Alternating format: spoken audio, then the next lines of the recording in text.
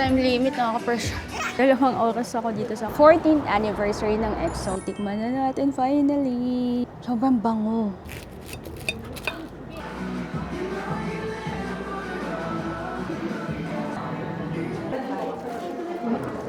Inay.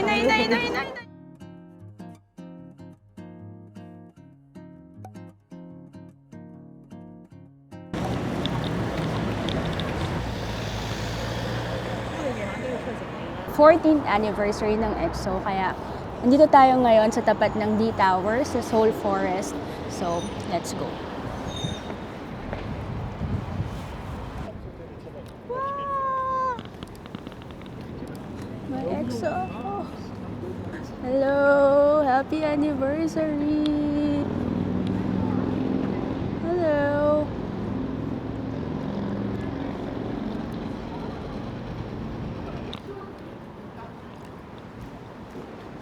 Go down. 지하 1층, 하나 1층입니다. Let's go.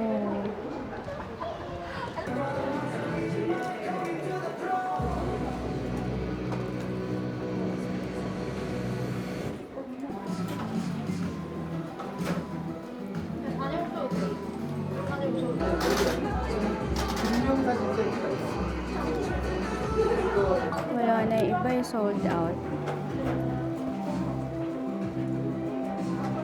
Mayroon pa si Jongdae.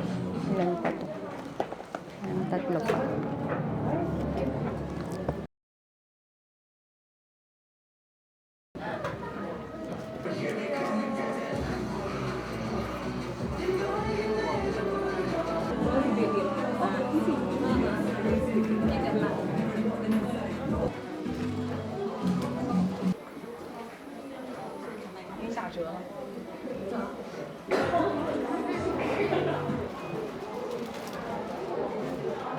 So, scan dito.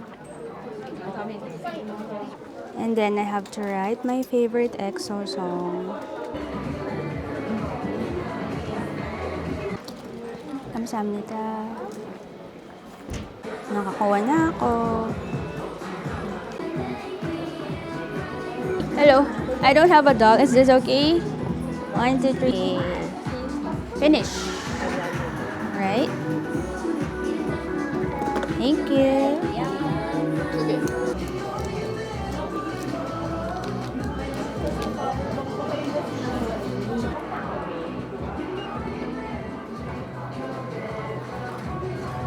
Sure time.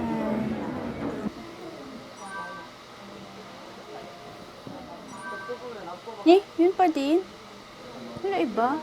Ito yung pinicture ko last time. Yun pa din. 8,000. Filter. Wala siyang retake. So, dapat ready ka na dun sa picture. And then, print.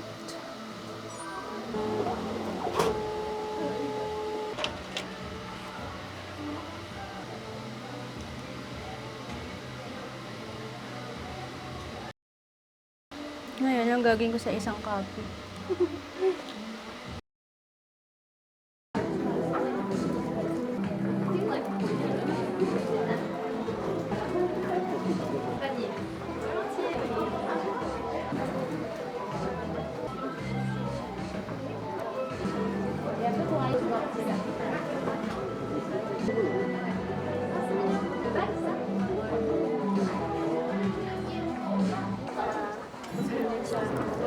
Inay.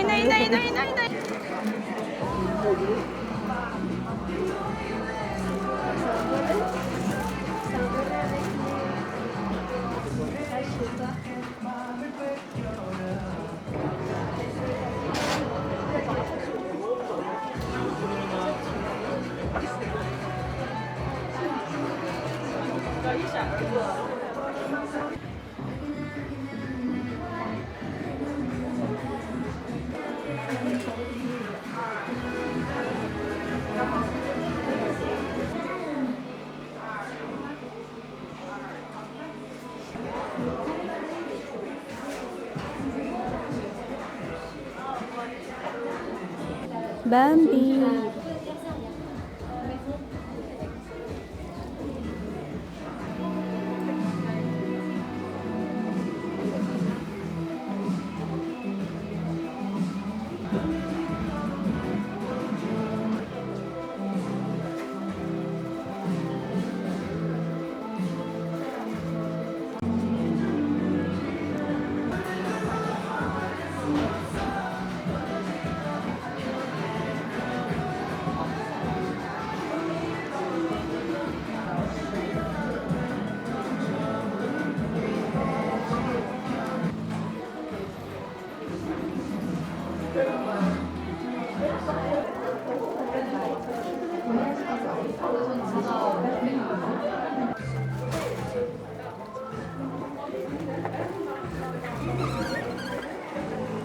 Sa wakas natapos din. 2 oras ako dito sa Kwangya and enjoy ko.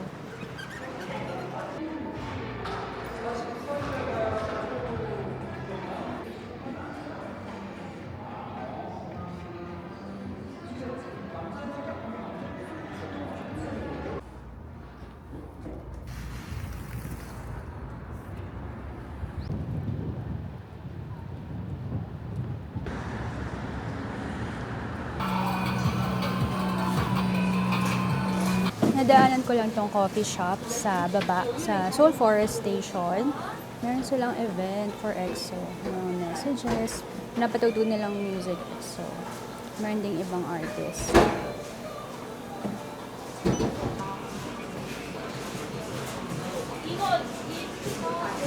Ang dami. Super Junior.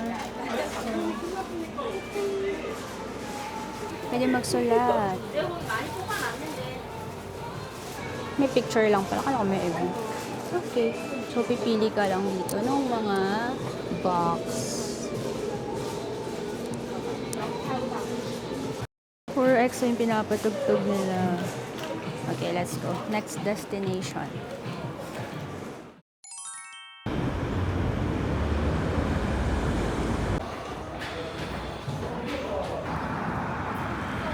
Lalakad lang ako dito. Sabi ko, saan kaya yun? Nakita ko yung picture ni Chen.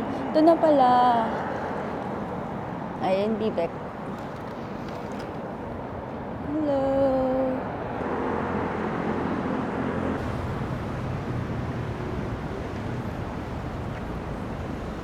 So, pag nakakanood ako ng mga video ni Baekhyun na pumapasok dito, kala ko parang medyo alley, ganun. Pero, tabi pala siya mismo ng main road. Baekhyun, Chen, Xiumin, 안녕.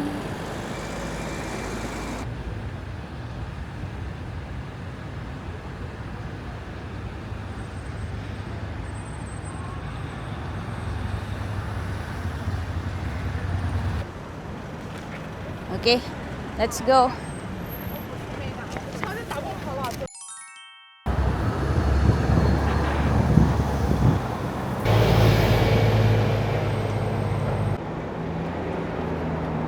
So, dito na ako sa Socho Station. Hanapin na natin.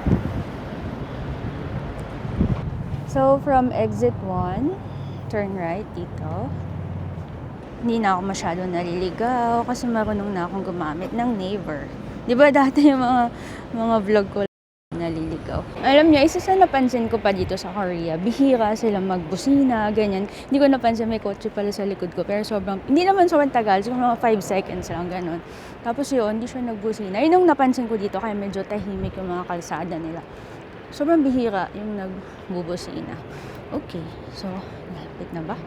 Lapit na tayo. Bigla-bigla na lang lumalabas yung mga hinahanap ko. And we are here. Kamong Coffee. Lapit lang pala. Nag-video na ako dito kasi paglabas ko for sure madilim na. And finally, we're here. Tagal ko na di gustong pumunta dito. Hindi natutuloy. Let's go. Ito yung gusto kong tikman. Sana meron pa.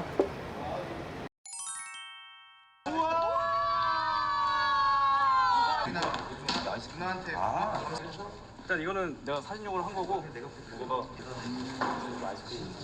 풀에 초코를 붓고 카다이프에 피스타치오 스프레드를 섞은 맛이에요. 아니 진짜 맛있어. 너무 맛있어. 디저트 중에 최선이다 이거. 와 진짜 레전드.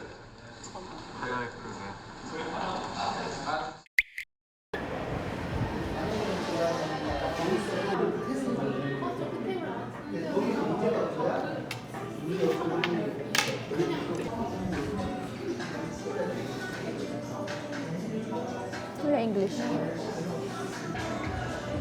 Ay, may limit lang.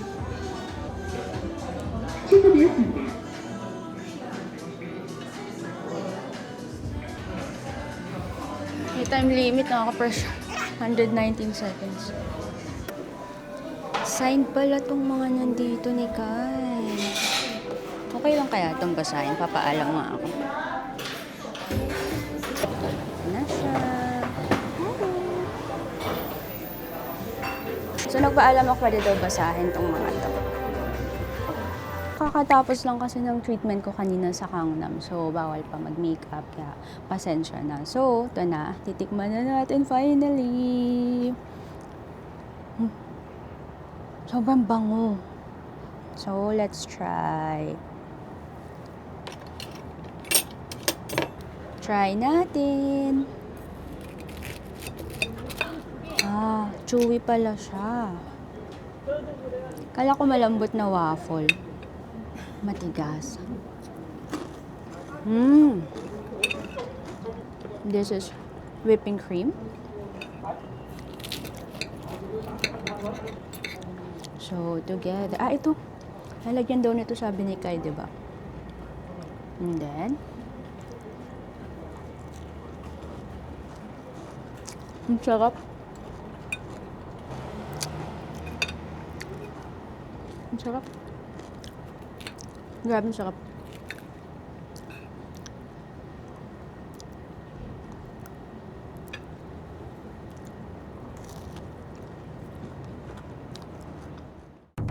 Kung gusto nyo malaman yung amoy dito, ito yung ginagamit na air freshener. Alam ko meron ito sa Philippines. Yan ang air freshener sa Kamong.